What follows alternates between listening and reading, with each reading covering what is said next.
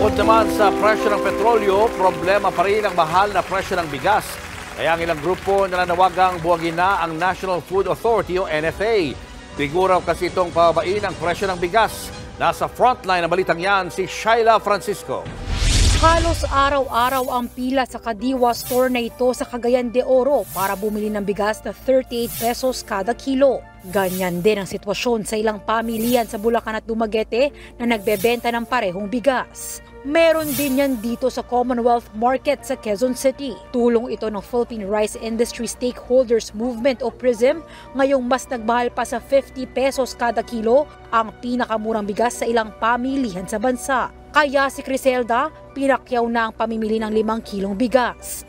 Baka pagbalik ko bukas, hindi na ako makaabot katulad yan, sa igna. Napakagaang sa bulsa, talagang yung budget talaga. Pero wala pang 2 oras. Wala na po ate, ubos na. Simot na agad ang murang bigas. Kaya ang ibang mamimili, no choice kundi bumili ng mas mahal. Sayang, hindi ka naabutan. Hirap. Tagal ko naghahanap, ngayon ako nakakuha. Ayon sa mga tindera, 2 hanggang 5 kilo lang ng bigas na ito ang pwedeng bilhin ng mga mamimili depende sa tindahan. Itong 38 pesos kada kilo na bigas ayon sa Philippine Rice Industry Stakeholders Movement, halos pareho din naman yung kalidad sa iba pang bigas na ibinebenta sa merkado. Mga local at imported well-milled rice din kasi ito. Kung tutusin, ito nga din daw yung binebenta ng 50 pesos pataas sa ilang mga palengke. Ang kaibahan lang, subsidized ang murang bigas na ito.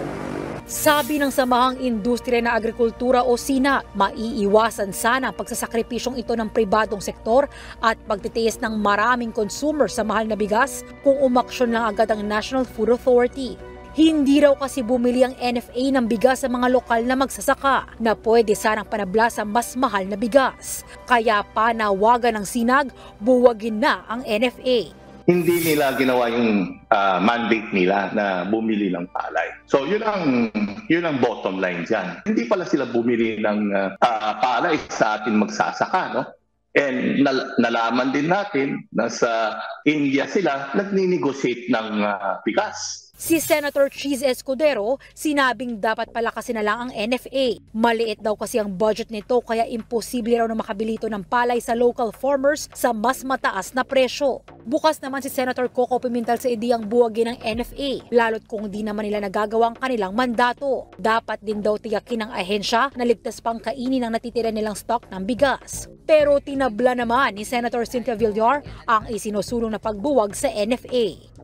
Alam mo, minsan mahirap ding mag-abolish kasi maraming empleyado, kawawa rin sila. Actually, sa totoo lang ako more on kesa nang buwagin ng NFA.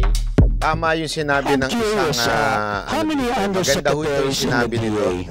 Mas maganda ito ang balita na ito. Pakinggan ho natin Perfect ho yung sinabi niya dito. As in, sabi ko, bukas na bukas, wala ka ng budget.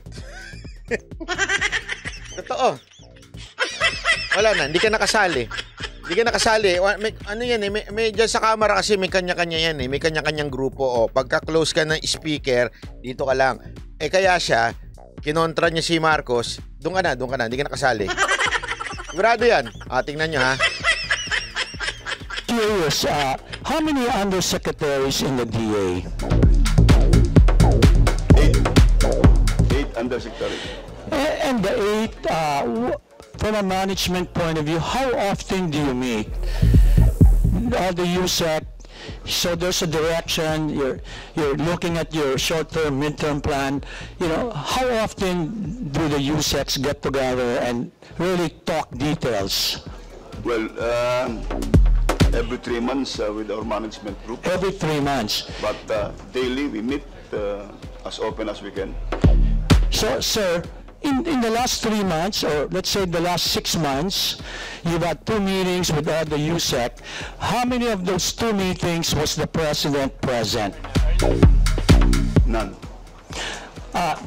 So thank you for...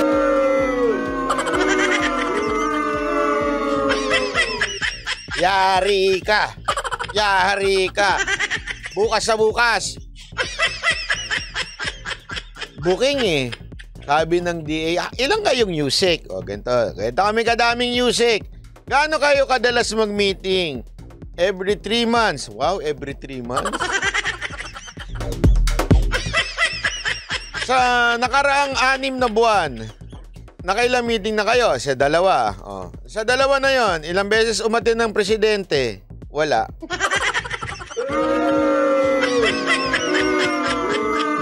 Yari ka!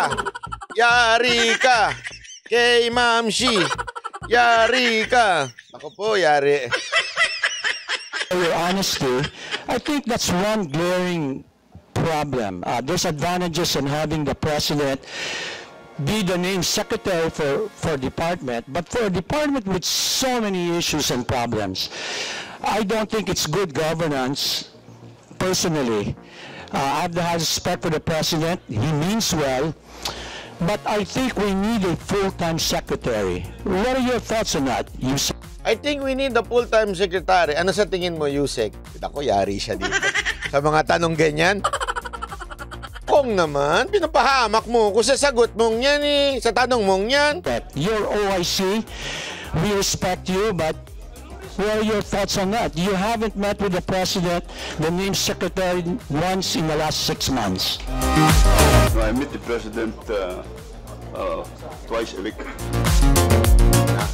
Nag-meet naman kami ng presidente twice a week. Kami lang. Kami lang ang gumagawa ng desisyon. I meet personally the president twice a But week. not the other USECs who have other issues and concerns. Importante kami lang. Kami lang naman ang nagdi-decide. Yung iba, display lang yan. Well, the issues and concerns that the president tells me are the concerns that I'm telling the undersecretary's assistants. So, sa madaling salita, siya ang mediator between the undersecretary and the president. Nakukuha nyo yung point ni Congressman, napaka-importante ng point ni Congressman Dasa kasi para magkaroon ka ng, kaya nga ho tayo may secretaries eh.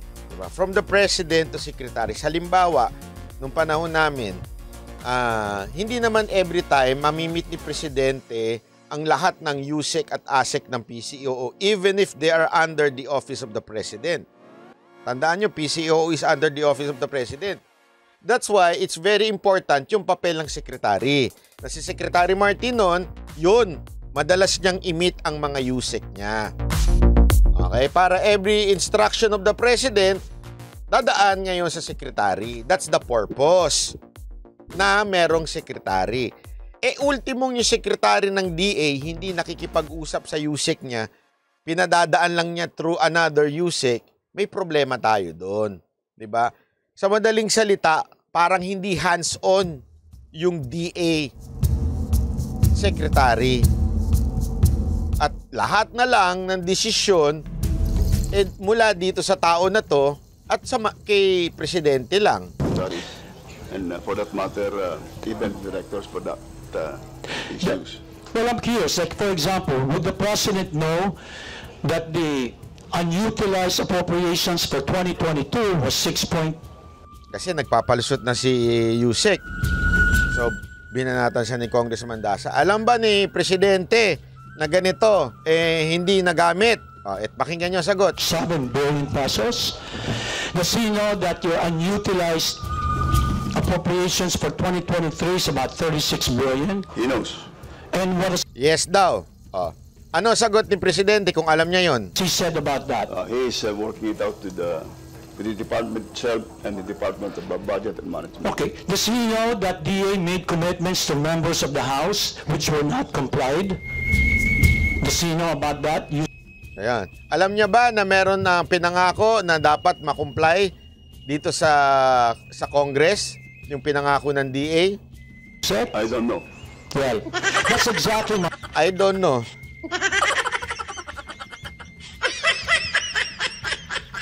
Nagigets nyo? Kasi nagpapalusot pa si Yusek.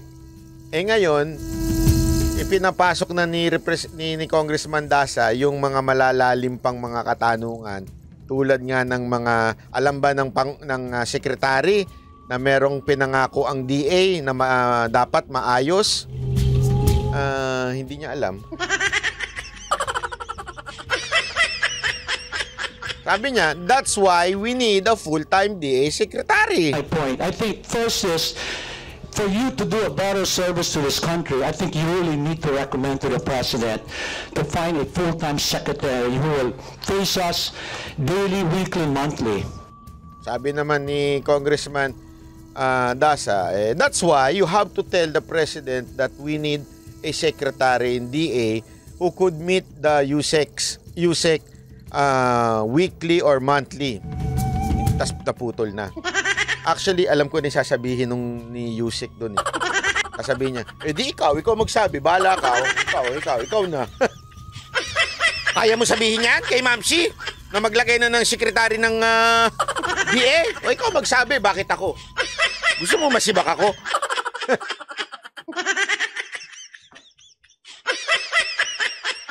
Siguro yun ang sinabi niya nung sa isip-isip nung USEC doon.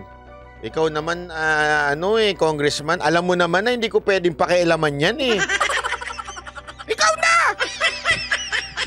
Ikaw na magsabi, bakit ako?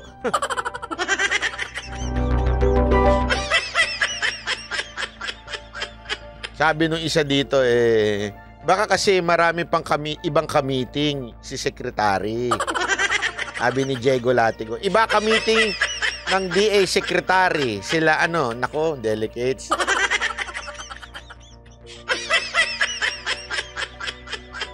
Diba? Nako, sa tingin ko. Ang resulta nito, Congressman Dasa, you're out of the kulambo. Wala ka nang bukas na bukas. Wala na mga pribilehiyo mo.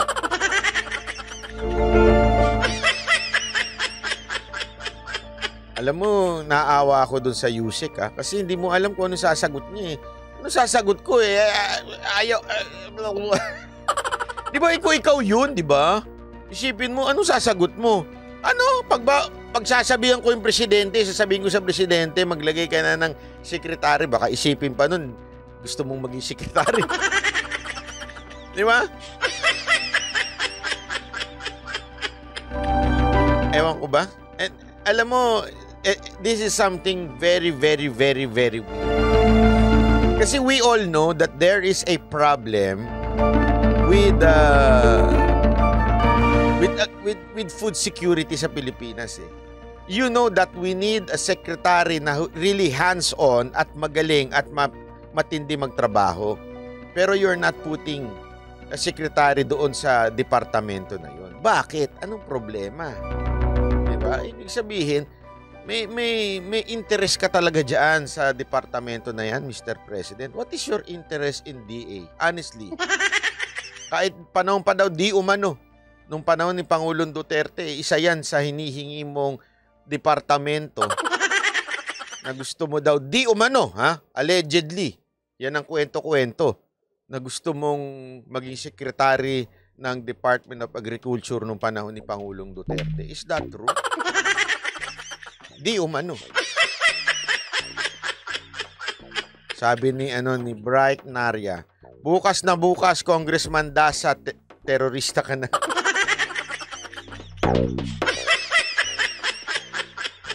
Grabe, no? Grabe, no? Pagka kalaban ka ng gobyerno to, terorista ka na agad-agad bukas.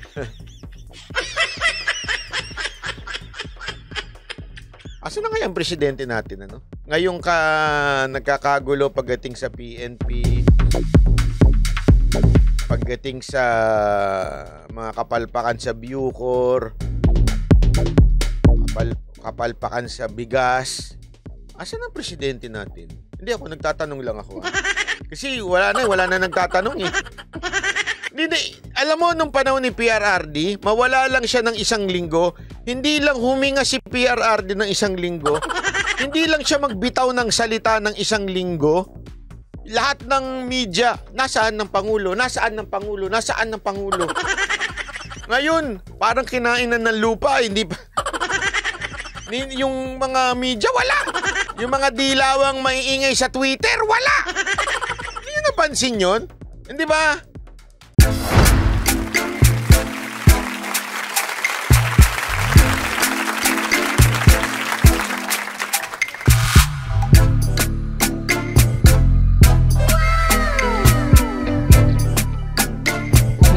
performance will start momentarily.